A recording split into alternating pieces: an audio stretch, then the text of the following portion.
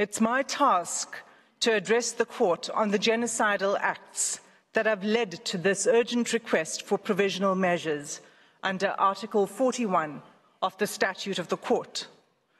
South Africa contends that Israel has transgressed Article 2 of the Convention by committing actions that fall within the definition of genocide. The actions show a systematic pattern of conduct from which genocide can be inferred. Allow me to place these acts in context. Gaza is one of the two constituent territories of the occupied Palestinian territories, occupied by Israel since 1967. It is a narrow strip of approximately 365 square kilometers, as depicted in the map now displayed. Israel continues to exercise control over the space, territorial waters, land crossings, water, electricity, electromagnetic sphere, and civilian infrastructure in Gaza, as well as over key governmental functions. As the Honourable Minister has said, entry and exit by air and sea to Gaza is prohibited, with Israel operating the only two crossing points. Gaza, which is one of the most densely populated places in the world, is home to approximately 2.3 million Palestinians, almost half of them children. For the past 96 days, Israel has subjected Gaza to what has been described as one of the heaviest conventional bombing campaigns in the history of modern warfare. Palestinians in Gaza are being killed by Israeli weaponry and bombs from air, land, and sea. They are also at immediate risk of death by starvation, dehydration, and disease as a result of the ongoing siege by Israel, the destruction of Palestinian towns, the insufficient aid being allowed through to the Palestinian population, and the impossibility of distributing this limited aid while bombs fall. This conduct renders essentials to life unobtainable. At this provisional measures stage, as this court has made clear in the Gambia-Myanmar case, it is not necessary for the court to come to a final view on the question of whether Israel's conduct constitutes genocide. It is necessary to establish only whether at least some of the acts alleged are capable of falling within the provisions of the Convention. On analyzing the specific and ongoing genocidal acts complained of, it is clear that at least some, if not all of these acts, fall within the Convention's provisions. These acts are documented in detail in South Africa's application and confirmed by reliable, often UN, sources. It's thus unnecessary and impossible for me to recount all of them. I will highlight only some in order to illustrate the pattern of genocidal conduct. The UN statistics that are relied upon are up to date as of 9 January 2024. In South Africa's oral submissions, we will illustrate the facts that we rely on with limited use of audiovisual material. Madam President, we do so with restraint and only where necessary, and always with respect to the Palestinian people. Against this background, I move now to demonstrate, in turn, how Israel's conduct violates Articles 2A, 2B, 2C, and 2D of the Convention. The first genocidal act committed by Israel is the mass killing of Palestinians in Gaza, in violation of Article 2A of the Genocide Convention. As the UN Secretary General explained 5 weeks ago, the level of Israel's killing is so extensive that nowhere is safe in Gaza. As I stand before you today, 23,210 Palestinians have been killed by Israeli forces during the sustained attacks over the last 3 months. At least 70% of whom are believed to be women and children. Some 7,000 Palestinians are still missing, presumed dead under the rubble.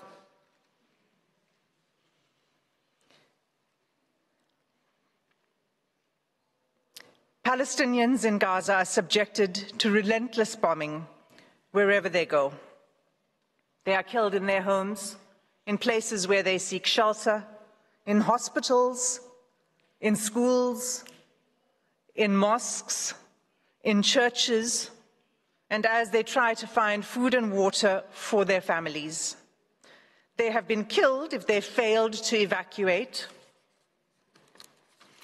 In the places to which they have fled, and even while they attempted to flee along Israeli-declared safe routes. The level of killing is so extensive that those whose bodies are found are buried in mass graves, often unidentified. In the first 3 weeks alone, following 7 October, Israel deployed 6,000 bombs per week. At least 200 times it has deployed 2,000-pound bombs in southern areas of Palestine designated as safe. These bombs have also decimated the north, including refugee camps. 2,000-pound bombs are some of the biggest and most destructive bombs available. They are dropped by lethal fighter jets that are used to strike targets on the ground by one of the world's most resourced armies. Israel has killed an unparalleled and unprecedented number of civilians, with the full knowledge of how many civilian lives each bomb will take. More than 1,800 families, Palestinian families in Gaza, have lost multiple family members, and hundreds of multi-generational families have been wiped out, with no remaining survivors. Mothers, fathers, children, siblings, grandparents, aunts, cousins, often all killed together. This killing is nothing short of destruction of Palestinian life. It is inflicted deliberately. No one is spared, not even newborn babies. The scale of Palestinian child killings in Gaza is such that UN chiefs have described it as a graveyard for children. The devastation, we submit, is intended to and has laid waste to Gaza beyond any acceptable legal, let alone humane, justification. The second genocidal act identified in South Africa's application is Israel's infliction of serious bodily or mental harm to Palestinians in Gaza in violation of Article 2B of the Genocide Convention. Israel's attacks have left close to 60,000 Palestinians wounded and maimed. Again, the majority of them women and children. This in circumstances where the healthcare system has all but collapsed. I'll return to this later in my speech. Large numbers of Palestinian civilians, including children, are arrested, blindfolded, forced to undress, and loaded onto trucks taken to unknown locations. The suffering of the Palestinian people, physical and mental, is undeniable. Turning to the third genocidal act under Article 2C, Israel has deliberately imposed conditions on Gaza that cannot sustain life and are calculated to bring about its physical destruction. Israel achieves this in at least 4 ways. First, by displacement. Israel has forced the displacement of about 85% of Palestinians in Gaza. There is nowhere safe for them to flee to. Those who cannot leave or refuse to be displaced have either been killed or at extreme risk of being killed in their homes. Many Palestinians have been displaced multiple times as families are forced to move repeatedly in search of safety. Israel's first evacuation order on 13 October required the evacuation of over 1 million people, including children, the elderly, the wounded, and infirm. Entire hospitals were required to evacuate, even newborn babies in intensive care. The order required them to evacuate the north to the south within 24 hours. The order itself was genocidal. It required immediate movement, taking only what could be carried, while no humanitarian assistance was permitted, and fuel, water, and food, and other necessities of life had deliberately been cut off. It was clearly calculated to bring about the destruction of the population. For many Palestinians, the forced evacuation from their homes is inevitably permanent. Israel has now damaged or destroyed an estimated 355,000 Palestinian homes, leaving at least 500,000 Palestinians with no home to return to.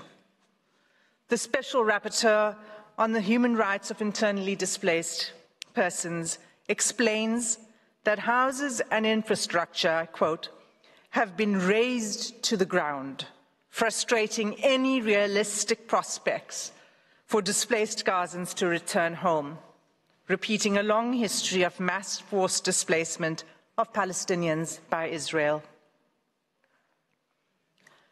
There is no indication at all that Israel accepts responsibility for rebuilding what it has destroyed.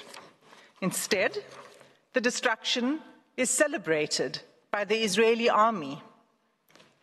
Soldiers film themselves joyfully detonating entire apartment blocks and town squares, erecting the Israeli flag over the wreckage, seeking to re-establish Israeli settlements on the rubble of Palestinian homes, and thus extinguishing the very basis of Palestinian life in Gaza. Second, together with the forced displacement, Israel's conduct has been deliberately calculated to cause widespread hunger, dehydration, and starvation. Israel's campaign has pushed Gazans to the brink of famine.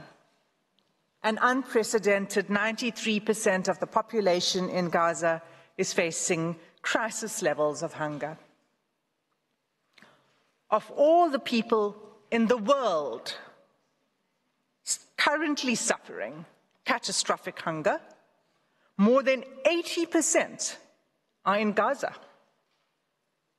The situation is such that the experts are now predicting that more Palestinians in Gaza may die from starvation and disease than airstrikes. And yet Israel continues to impede the effective delivery of humanitarian assistance to Palestinians, not only refusing to allow sufficient aid in, but removing the ability to distribute it through constant bombardment and obstruction. Just 3 days ago, on 8 January, A planned mission by UN agencies to deliver urgent medical supplies and vital fuel to a hospital and medical supply center was denied by Israeli authorities. This marked the 5th denial of a mission to the center since 26 December, leaving 5 hospitals in northern Gaza without access to life-saving medical supplies and equipment. Aid trucks that are allowed in are seized upon by the hungry. What is provided is simply not enough.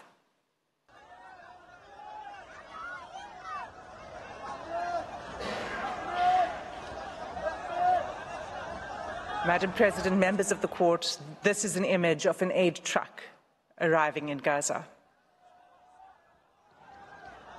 Third, Israel has deliberately inflicted conditions in which Palestinians in Gaza are denied adequate shelter, clothes, or sanitation. For weeks, there have been acute shortages of clothes, bedding, blankets, and critical non-food items. Clean water is all but gone, leaving far below the amount required to safely drink, clean, and cook. Accordingly, the WHO has stated that Gaza is experiencing soaring rates of infectious disease outbreaks.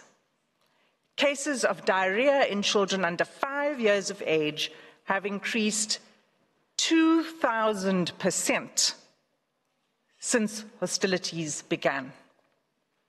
When combined and left untreated, malnutrition and disease create a deadly cycle. The 4th genocidal act under Article 2B is Israel's military assault on Gaza's healthcare system, which renders life unsustainable. Even by 7 December, the UN Special Rapporteur on the right to health noted that the healthcare infrastructure in the Gaza Strip has been completely obliterated. Those wounded by Israel in Gaza are being deprived of life-saving medical care. Gaza's healthcare system, already crippled by years of blockade and prior attacks by Israel, is unable to cope with the sheer scale of the injuries. Finally, the UN Special Rapporteur on Violence Against Women and Girls has pointed to acts committed by Israel that would fall under the 4th category of genocidal acts in Article 2D of the Convention. On 22 November, she expressly warned the following: the reproductive violence inflicted by Israel on Palestinian women, newborn babies, infants, and children could be qualified as acts of genocide under Article 2 of the Genocide Convention, including imposing measures intended to prevent births within a group. Israel is blocking the delivery of life-saving aid, including essential medical kits for delivering babies, in circumstances where an estimated 180 women are giving birth in Gaza each day. Of these 180 women, the WHO warns that 15% are likely to experience pregnancy or birth-related complications and need additional medical care. That care is simply not available.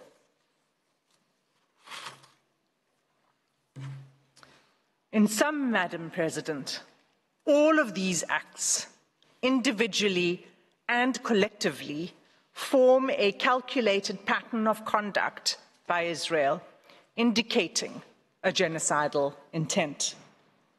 This intent is evident from Israel's conduct in specially targeting Palestinians living in Gaza, using weaponry that causes large-scale homicidal destruction, as well as targeted sniping of civilians, designating safe zones for Palestinians to seek refuge, and then bombing these, depriving Palestinians in Gaza of basic needs: food, water, healthcare, fuel, sanitation, and communications, destroying social infrastructure, homes, schools, mosques, churches, hospitals, and killing, seriously injuring, and leaving large numbers of children